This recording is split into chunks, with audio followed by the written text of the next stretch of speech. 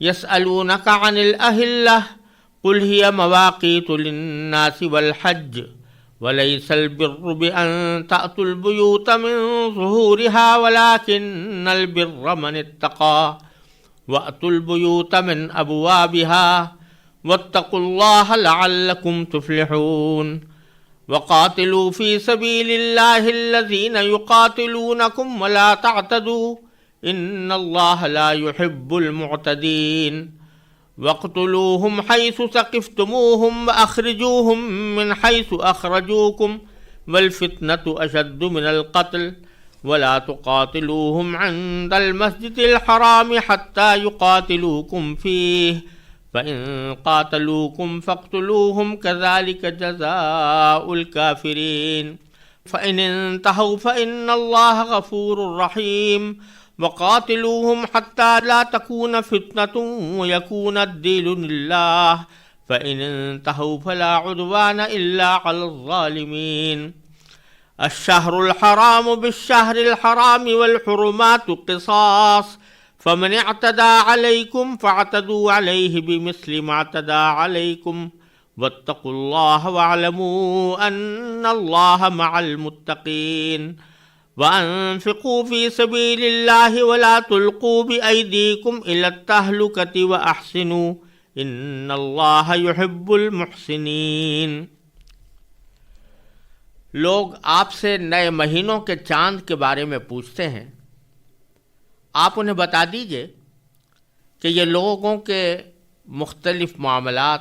کے اور حج کے اوقات متعین کرنے کے لیے ہیں، اور یہ کوئی نیکی نہیں ہے کہ تم گھروں میں ان کی پشت کی طرف سے داخل ہو، بلکہ نیکی یہ ہے کہ انسان تقوی اختیار کرے، اور تم گھروں میں ان کے دروازوں سے داخل ہوا کرو اور اللہ سے ڈرتے رہو تاکہ تمہیں فلاح حاصل ہو، اور ان لوگوں سے اللہ کے راستے میں جنگ کرو جو تم سے جنگ کرتے ہیں، اور زیادتی نہ کرو، یقین جانو کہ اللہ زیادتی کرنے والوں کو پسند نہیں کرتا، اور تم ان لوگوں کو جہاں پاؤ قتل کرو اور انہیں اس جگہ سے نکال باہر کرو جہاں سے انہوں نے تمہیں نکالا تھا، اور فتنہ قتل سے زیادہ سنگین برائی ہے، اور تم ان سے مسجد حرام کے پاس اس وقت تک لڑائی نہ کرو جب تک وہ خود اس میں تم سے لڑائی شروع نہ کریں، ہاں اگر وہ تم سے اس میں لڑائی شروع کر دیں تو تم ان کو قتل کر سکتے ہو، ایسے کافروں کی سزا یہی ہے۔ پھر اگر وہ باز آ جائیں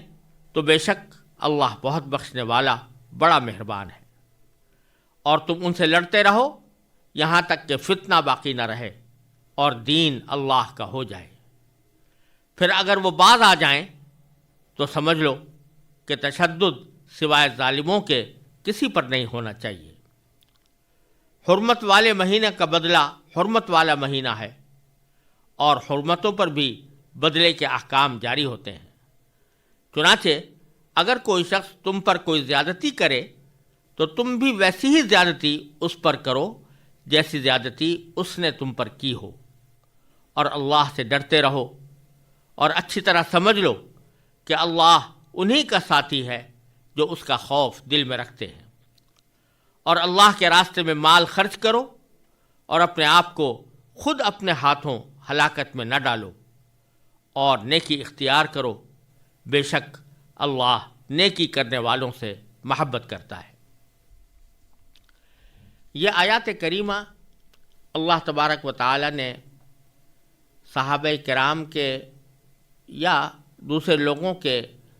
سوال کے جواب میں نازل فرمائی ہیں، اور ان کا آغاز اس طرح ہوا ہے کہ اللہ تعالیٰ فرماتے ہیں کہ لوگ آپ سے نئے مہینوں کے چاند کے بارے میں پوچھتے ہیں۔ یسألونک عن الاہلہ، یسألونک یعنی وہ آپ سے پوچھتے ہیں، عن الاہلہ، اہلہ سے یعنی اہلہ جمع ہے ہلال کی، اور ہر ہلال مہینے کے نئے چاند کو کہا جاتا ہے۔ تو اس سے معلوم ہو رہا ہے کہ یہ آیات اس وقت نازل ہوئیں جب کہ کچھ لوگوں نے مہینوں کے نئے چاند کے بارے میں کچھ سوالات کیے تھے۔ ایک سوال تو یہ بعض روایات میں آتا ہے کہ کسی نے پوچھا تھا کہ یہ چاند کے گھٹنے بڑھنے کی حکمت کیا ہے؟ یعنی ایک طرف تو سورج ہے کہ جو ہر روز اپنے اسی سائز پر رہتا ہے جس سائز کے اوپر ہمیں وہ نظر آتا ہے، لیکن چاند کا معاملہ یہ ہے کہ وہ سورج کی طرح نہیں ہے، بلکہ اس میں کمی زیادتی اس کے سائز میں ہمیں نظر آتی ہے۔ اگرچہ یہ بات اہل عرب کو بھی معلوم تھی کہ یہ چاند کی اس کے سائز کا بڑھنا، اس کی روشنی کا بڑھنا اور گھٹنا یہ در حقیقت سورج کے مقابلے پر آنے کی وجہ سے ہوتا ہے، اور جتنا زیادہ سورج کی روشنی اس تک پہنچتی ہے اتنا ہی اس کا حجم بھی بڑھ جاتا ہے۔ لیکن پوچھنے کا مقصد بظاہر یہ تھا کہ اللہ تبارک و تعالیٰ نے چاند کا جو یہ نظام رکھا ہے کہ وہ شروع میں چھوٹا سا ہوتا ہے، پھر بڑھتا چلا جاتا ہے، پھر بعد میں پھر کم ہو جاتا ہے، تو اس کی حکمت کیا ہے؟ یعنی اس کے پیچھے مصلحت کیا ہے، اس کا فائدہ کیا ہے، جبکہ سورج کے اندر یہ صورتحال نہیں ہے۔ تو اللہ تبارک و تعالیٰ نے اس کے جواب میں یہ بات ارشاد فرمائی کہ قل، آپ یہ کہہ دیجئے کہ ہی مواقیت للناس والحج، یعنی آپ انہیں بتا دیں کہ یہ لوگوں کے مختلف معاملات کو طے کرنے کے لیے اور حج کے اوقات متعین کرنے کے لیے اللہ تعالیٰ نے اس چاند کو بنایا ہے، اور اس کے اندر یہ نظام رکھا ہے کہ وہ گھٹتا اور بڑھتا رہتا ہے۔ گویا دوسرے الفاظ میں یہ کہہ لیا جائے کہ اس کے ذریعے مہینے کی تاریخ متعین ہوتی ہے کہ جب چاند پہلی بار مہینے کے اندر طلوع ہوتا ہے اور چھوٹا سا ہوتا ہے، وہ گویا پہلی تاریخ ہو جاتی ہے مہینے کی، اور اس کے بعد پھر اس کے اندر اضافہ ہوتا جاتا ہے، اور یہاں تک کہ پھر آخر دنوں میں وہ چاند ہماری آنکھوں سے غائب ہو جاتا ہے۔ تو اس کو اللہ تبارک و تعالیٰ نے اس کا فائدہ بتایا یا اس کی حکمت بیان فرمائی کہ اس طریقے سے لوگوں کو اپنے اوقات متعین کرنے کا ایک اچھا ذریعہ حاصل ہو جاتا ہے، یعنی مہینوں کے تعین کا ایک اچھا ذریعہ حاصل ہو جاتا ہے۔ اور اسی طرح حج کے لیے بھی یہ چاند ایک میقات کا کام کرتا ہے، یعنی اسی چاند کو دیکھ کر یہ پتہ چلتا ہے کہ ذوالحجہ کا مہینہ مثلا داخل ہو گیا اور اس کی 9 تاریخ کو حج ہوگا، تو جس رات وہ چاند طلوع ہوا اس کے 9 دن کے بعد حج کا وقت آئے گا، یہ بات چاند سے پتہ چل جاتی ہے۔ یہاں اللہ تبارک و تعالیٰ نے جو یہ بات فرمائی کہ مہینوں کا آغاز چاند کے ذریعے ہوتا ہے، اس میں 2 چیزیں خاص طور پر اہمیت رکھتی تھیں۔ ایک تو حج کا موسم کہ حج کے ایام اس سے متعین ہوتے تھے، اور دوسرے یہ کہ بعض مہینے ایسے ہیں کہ جن کے اندر اللہ تعالیٰ نے جنگ کرنے کو منع کیا ہے کہ اس میں کوئی جنگ نہیں کی جا سکتی، اور ان کو اشہر حرم کہا جاتا ہے، حرام مہینے بھی کہا جاتا ہے ان کو۔ تو اس میں اللہ تبارک و تعالیٰ نے مختلف مہینوں کو حرام قرار دے کر، جس کی تفصیل آگے خود قرآن کریم کے اندر آئے گی، کہ 4 مہینے ہیں جن کو اللہ تبارک و تعالیٰ نے یہ حرمت عطا فرمائی ہے کہ اس میں کسی بھی قسم کی لڑائی یا جنگ جائز نہیں ہوتی۔ تو ان مہینوں کا پتہ بھی در حقیقت چاند نکلنے سے معلوم ہوتا ہے کہ اب مثلا ذوالقعدہ کا مہینہ شروع ہو گیا، تو ذوالقعدہ کا مہینہ یہ اشہر حرم میں سے ہے اور اس میں لڑائی کرنا جائز نہیں ہے۔ تو اللہ تبارک و تعالیٰ نے اس مناسبت سے آگے ایک تو حج کے کچھ احکام بیان فرمائے ہیں، اور پھر لڑائی کے کچھ احکام یعنی جہاد کے کچھ احکام بیان فرمائے ہیں جو اشہر حرم میں منع ہوتا ہے اور دوسرے مہینوں کے اندر اس کی اجازت ہو جاتی ہے۔ چنانچہ پہلے تو حج کے ایک مسئلے کا ذکر فرمایا ہے جو اہل جاہلیت میں ایک رسم کے طور پر چلا ہوا تھا اور اسلام نے آ کر اس کو ختم کیا۔ وہ یہ تھا کہ ان کا معمول یہ تھا کہ اگر کسی شخص نے حج کا احرام باندھ لیا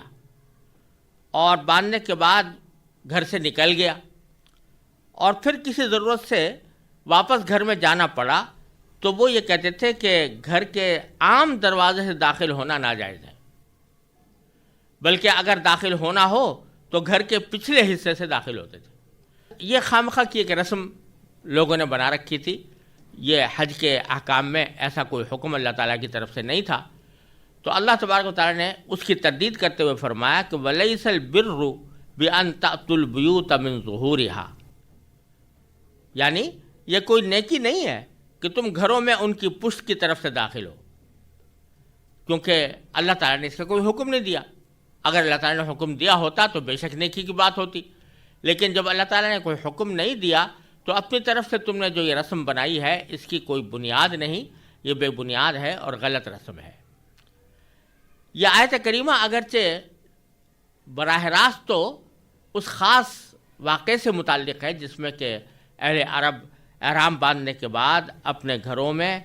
سامنے سے داخل ہونے کے بجائے پیچھے سے داخل ہوتے تھے، لیکن ایک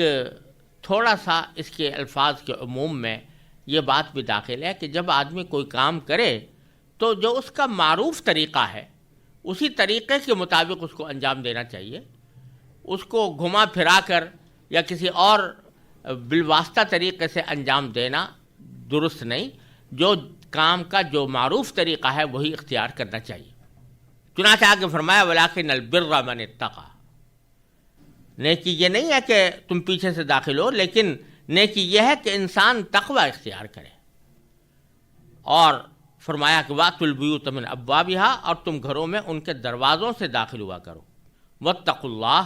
اور اللہ سے ڈرتے رہو، لَعَلَّكُمْ تُفْلِحُونَ، تاکہ تمہیں فلاح حاصل ہو۔ یہ ایک جزوی مسئلہ تو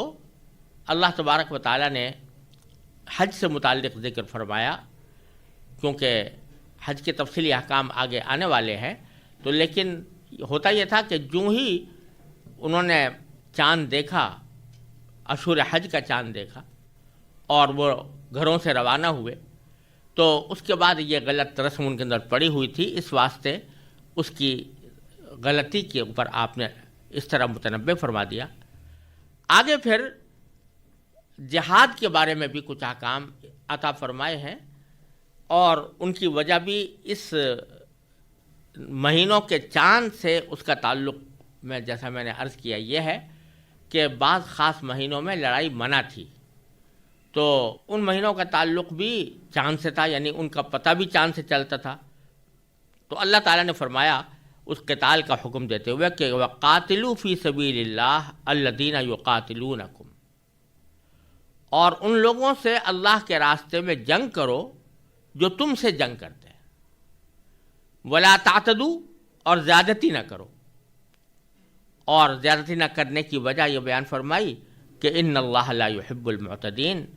یقین جانو کہ اللہ زیادتی کرنے والوں کو پسند نہیں کرتا۔ روایات سے معلوم ہوتا ہے کہ یہ آیات اس وقت نازل ہوئی تھیں جب مکہ مکرمہ کے مشرکین نے نبی کریم سرور دو عالم صلی اللہ علیہ وسلم اور آپ کے صحابہ کو صلح حدیبیہ کے موقع پر عمرہ ادا کرنے سے روک دیا تھا، اور یہ معاہدہ کیا تھا کہ وہ اگلے سال آ کر عمرہ کریں گے۔ جب اگلے سال عمرے کا ارادہ کیا گیا تو کچھ صحابہ کرام کو یہ خطرہ ہوا کہ کہیں مشرکین عہد شکنی کر کے ہم سے لڑائی شروع نہ کر دیں۔ اگر ایسا ہوا تو مسلمانوں کو یہ مشکل پیش آئے گی کہ حدود حرم میں، اور خاص طور پر ذی قعدہ کے مہینے میں جو حرام مہینوں میں شامل ہے، لڑائی کیسے کریں جبکہ اس مہینے میں جنگ ناجائز ہے۔ تو ان آیات کے ذریعے اللہ تبارک و تعالیٰ نے یہ وضاحت فرما دی کہ اپنی طرف سے تو جنگ نہ کی جائے، البتہ اگر کفار معاہدہ توڑ کر خود جنگ شروع کر دیں تو ایسی صورت میں مسلمانوں کے لیے جنگ جائز ہے، اور اگر وہ حدود حرم اور محترم مہینے کی حرمت کا بھی لحاظ نہ رکھیں اور پھر حملہ آور ہو جائیں تو پھر مسلمانوں کے لیے اپنے دفاع کی خاطر ان کی زیادتی کا بدلہ لینا بھی درست ہے۔ چنانچہ اس سیاق میں اللہ تعالیٰ فرما رہے ہیں کہ جو لوگ تمہارے سے قتال کر رہے ہیں تو تم ان سے اللہ کے راستے میں قتال کرو، یعنی جنگ کرو، البتہ اپنی طرف سے زیادتی نہ کرو۔ پھر فرمایا کہ وقتلوہم حیث ثقفتموہم، اور تم ان لوگوں کو جہاں پاؤ قتل کرو. یعنی اس صورت میں کہ اگر وہ معاہدہ توڑ کر تمہارے اوپر حملہ آور ہو جائیں تو پھر تمہیں بھی کھلی اجازت ہے کہ ایسے حملہ آوروں کو جہاں بھی پاؤ قتل کرو. اور وَأَخْرِجُوهُمْ مِنْ حَيْثُ أَخْرَجُوكُمْ، اور انہیں اس جگہ سے نکال باہر کرو جہاں سے انہوں نے تمہیں نکالا تھا. کیونکہ جب نبی کریم صلی اللہ علیہ وسلم اور آپ کے صحابہ کرام مکہ مکرمہ میں مقیم تھے تو کفار نے ان کو ظلم و ستم کا نشانہ بنا کر، ان پر زندگی تنگ کر کے ان کو اس بات پر مجبور کیا تھا کہ وہ مکہ مکرمہ چھوڑ کر کہیں نہ کہیں ہجرت کر جائیں. تو بعض صحابہ کرام حبشہ کی طرف ہجرت کر گئے تھے، اور نبی کریم صلی اللہ علیہ وسلم اور بہت سے صحابہ مدینہ منورہ کی طرف ہجرت کر گئے تھے. تو آخر انہی مشرکین نے ان حضرات کو مکہ مکرمہ سے باہر نکالا تھا. تو اللہ تعالیٰ فرماتے ہیں کہ اگر یہ لوگ معاہدے کی خلاف ورزی کرتے ہوئے جنگ پر آمادہ ہو جائیں تو پھر تم ان کے اس عمل کا بھی بدلہ لے سکتے ہو، ان کو قتل بھی کر سکتے ہو اور ان کو اس شہر سے یعنی مکہ مکرمہ سے باہر بھی نکال سکتے ہو جس سے انہوں نے تمہیں باہر نکالا تھا. اور کسی کے دل میں خیال پیدا ہو سکتا ہے کہ یہ جو قتل کرنے کا حکم دیا جا رہا ہے کہ جہاں بھی پاؤ قتل کر دو، تو کسی انسان کو قتل کرنا تو کوئی اچھی بات نہیں ہے. تو آگے اللہ تبارک و تعالیٰ نے فرمایا وَالْفِتْنَةُ أَشَدُّ مِنَ الْقَتْلِ، اور فتنہ قتل سے زیادہ سنگین برائی ہے، وہ زیادہ بری بات ہے. قتل بے شک کسی انسان کو ناحق قتل کرنا بہت ہی سنگین جرم ہے، لیکن اگر فتنہ کا سد باب اس کے بغیر نہ ہو سکتا ہو تو پھر فتنے کے مقابلے میں قتل کر دینا اہون ہے، اور فتنہ اس کے مقابلے میں زیادہ سنگین برائی ہے. یہاں قرآن کریم نے لفظ فتنہ استعمال کیا ہے، اور یہ بڑا وسیع اور ہمہ گیر مفہوم رکھتا ہے، اور اس کو قرآن کریم میں بھی مختلف معنوں میں استعمال کیا گیا ہے. ان میں سے ایک معنی ظلم اور تشدد کے بھی آتے ہیں. یعنی جب کوئی شخص دوسرے پر ظلم اور تشدد کرے تو اس کو بھی فتنہ کہا جاتا ہے. ان آیات کے سیاق و سباق میں بظاہر یہ معلوم ہوتا ہے کہ یہاں فتنے سے مراد وہی ظلم اور تشدد ہے، اور اس ظلم و تشدد سے مراد یہ ہے کہ جب مسلمان مکہ مکرمہ میں مقیم تھے تو کفار نے ان کو طرح طرح سے ستایا تھا اور تشدد کا نشانہ بنایا تھا. ان کو تپتے ہوئے پتھروں پر کپڑے اتار کر لٹا دیا جاتا تھا، ان کے جسموں پر کوڑے برسائے جاتے تھے، اور نہ جانے کیا کیا طریقے ان کو تکلیف پہنچانے کے ان لوگوں نے اختیار کیے ہوئے تھے. یہ سارے ظلم و تشدد کے طریقے فتنے کے اندر داخل ہیں. تو اللہ تبارک و تعالیٰ فرماتے ہیں کہ یا مشرکین مکہ نے مسلمانوں کو اپنے دین پر عمل سے روکنے کے لیے بدترین تشدد روا رکھا تھا. لہذا بظاہر یہاں مقصد یہ ہے کہ اگرچہ کسی کو قتل کرنا اپنی ذات میں کوئی اچھی بات نہیں، لیکن چونکہ فتنہ اس کے مقابلے میں زیادہ سخت برائی ہے، لہذا اگر فتنے کا سدباب کسی کو قتل کیے بغیر ممکن نہ ہو تو وہاں قتل کے سوا کوئی اور چارہ کار نہیں ہے. تو انہوں نے ایک تو مسلمانوں کو ظلم و تشدد کا نشانہ بنایا، مسلمان پھر پرامن طریقے سے عمرہ کرنے کے لیے آنا چاہتے تھے، ان کو روکا، اور پھر اگر اب جو معاہدہ کیا تھا اس کی عہد شکنی بھی کریں اور مسلمانوں کے اوپر پھر حملہ کر دیں تو اس سے بڑا فتنہ اور کیا ہوگا. لہذا وہ فتنہ زیادہ سنگین برائی ہے بنسبت اس کے کہ ان کو قتل کر دیا جائے. پھر یہ جو خیال دل میں پیدا ہوا تھا بعض حضرات کے کہ اگر ان لوگوں نے حملہ کر دیا تو ہمارے لیے بڑی مشکل ہو جائے گی، کیونکہ فرض کرو کہ انہوں نے حملہ کیا اس وقت جب ہم حدود حرم میں داخل ہو چکے ہوں تو ہمارے لیے ان کا جواب دینا بھی مشکل ہو جائے گا، کیونکہ حدود حرم کے اندر تو کسی بھی حال میں کسی بھی زمانے میں لڑائی کرنا اور جنگ کرنا جائز نہیں ہوتا، کسی کو قتل کرنا جائز نہیں ہوتا، کسی جانور کا شکار جائز نہیں ہوتا، تو کسی انسان کو قتل کرنا تو اور زیادہ ناجائز اور حرام ہوگا. تو ہم مسجد حرام یا حدود حرم کے آس پاس ان کے ساتھ کیسے قتال کریں؟ تو اس کا جواب اللہ تعالیٰ نے فرمایا وَلَا تُقَاتِلُوهُمْ عِنْدَ الْمَسْجِدِ الْحَرَامِ حَتَّى يُقَاتِلُوكُمْ فِيهِ، یعنی تم مسجد حرام کے پاس اس وقت تک لڑائی نہ کرو جب تک وہ خود اس میں تم سے لڑائی شروع نہ کریں۔ ہاں اگر فرمایا حَتَّى يُقَاتِلُوكُمْ فِيهِ، اور فَإِنْ قَاتَلُوكُمْ فَاقْتُلُوهُمْ، ہاں اگر وہ تم سے اس میں لڑائی شروع کر دیں تو تم ان کو قتل کر سکتے ہو۔ اور فرمایا کہ كَذَلِكَ جَزَاءُ الْكَافِرِينَ، ایسے کافروں کی سزا یہی ہے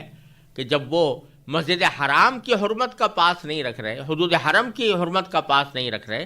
تو پھر ان کے دفاع میں اپنی جان بچانے کے لیے اور اپنے دین کے تحفظ کے لیے ان سے لڑائی کرنے میں کوئی حرج نہیں ہے۔ اسی سے یہ بات معلوم ہوئی کہ حدود حرم میں اگرچہ لڑائی کرنا جائز نہیں ہے، حرام ہے، لیکن اگر کوئی شخص حملہ آور ہو جائے اور کسی کو جنگ پر مجبور کر دے تو پھر مسلمان کے لیے جائز ہے کہ وہ حدود حرم کے اندر بھی دفاع کرے۔ فَإِنِ انْتَهَوْا، پھر بعد میں اگر وہ باز آ جائیں، یعنی شروع میں تو لڑائی انہوں نے شروع کی تھی اور پھر آپ نے اس کے جواب میں اپنا دفاع بھی کیا اور اپنے دفاع میں ان پر حملہ بھی کیا، لیکن اگر وہ بعد میں باز آ جائے فَإِنَّ اللَّهَ غَفُورٌ رَحِيمٌ، تو بے شک اللہ تعالیٰ بہت بخشنے والا بڑا مہربان ہے۔ جس کے معنی یہ ہوئے کہ اگر وہ باز آ جائیں کہ معنی یہی ہے کہ وہ اسلام لے آئیں اور نہ صرف یہ کہ قتل و غارت گری بند کر دیں بلکہ ایمان کو قبول کر لیں، تو پھر اس صورت میں اللہ تبارک و تعالیٰ ان کے پچھلے گناہوں کو معاف فرما دیں گے، کیونکہ اللہ تعالیٰ کا یہ اصول ہے کہ اگر کوئی شخص ایمان لے آئے تو کفر کے زمانے میں اس نے جو بدعمالیاں کی ہیں وہ معاف ہو جاتی ہیں۔